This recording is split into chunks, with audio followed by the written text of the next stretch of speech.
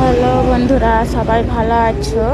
আজকে ছোট্ট mini blog নিয়ে তোমাদের কাছে এসেছি। দেখো, আজকে আমার ছেলে মেয়ের স্কুল যাওয়ার টাইম হয়ে গেছে।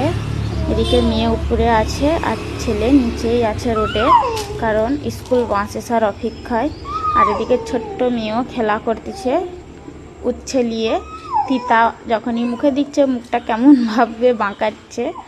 আর এদিকে চায়ের বাটি কাপ সমস্ত, এখন আমার অনেক কি কাজ আছে।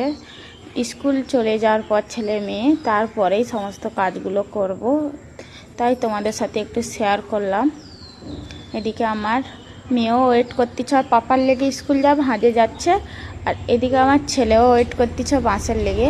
ওরা স্কুল যাওয়ার পরে আমি একা হাতেই আস্তে আস্তে কাজগুলো করব। আর আমার এদিকে ছোট্ট মেয়েও খেলা করতেছে, খেলা করবে, তারই মধ্যে কখনো কাঁদবে। ওই জন্যে খুবই তাড়াতাড়ির মধ্যেই আমি কাজগুলো সেরে নিই, কারণ এখানে তো আমি একা, আর কেউ তো লিয়ার নাই। আমার হাজব্যান্ড তো কাজে চলে যায়, কে নিবে? একবারেই আমি এখানে একা।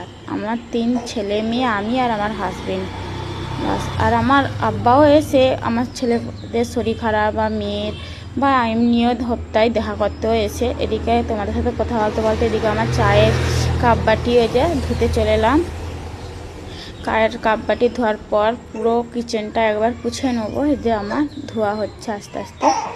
আর এদিকে আমার মেয়েও এখনও খেলা করতেছে, তারই মধ্যে তাকে আবার দুধ খাওয়াতে হবে। আর সকালবেলায় 1 প্যাকেট দুধ কিনে আনতে হয় প্রত্যেক ডেলি। এখানে প্যাকেটে দুধ পাওয়া যায়, তাও আবার মহিষের দুধ। এদিকে আমার দেখো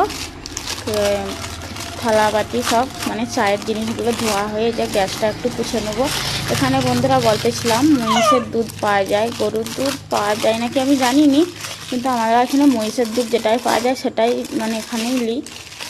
মহিষের দুধটা এখানে কাছে সামনে পাওয়া যায়, গরুর দুধ পাওয়া যায় নাকি জানি না। দেখো আমার ছোট্ট মেয়েকে এখন দুধটা খাইয়ে দেবো, কেন কাঁদছে দুধ খাওয়ার লেগে, ওই জন্য গ্লাসে যে দুধ দিয়ে দিলাম, খেয়ে নেবে। খেয়ে জামা পাল্টিয়ে দিয়েছি। এদিকে আমি আবার কাপড় ধুতে চলে এলাম। আজকে যা হোক আমার কপালটাই ভালো, কান্নাকাটি করেনি। আমি আস্তে আস্তে সমস্ত কাজ করতে পারতেছি। এই যে কাপড়গুলো আস্তে আস্তে ধুয়ে নেব। ধোয়া কাপড় ধুয়ে এখন শুকোতে দিতে হবে, আবার রান্না করব। এই যে স্কুল জামা একটু দাগ হয়ে যায়, তার লেগে একটু বেশি করে ঘষে ধুতে হয়। আমাকে স্কুল জামাগুলো ধুতে প্রচুর বিরক্ত লাগে, একটুতেই দাগ হয়ে যায়। আর কষ্ট হয়, কারণ আমার হাতে ব্যথা, মোচড় খেয়ে গেলো, সেই থেকেই ভালো হয়নি। ডাক্তার ব্যান্ডেজ কিছুতেই কমেনি। এই জন্য আমার স্কুল জামা ধুতে অনেক প্রবলেম হয়। কথা বলতে বলতে দেখো আমার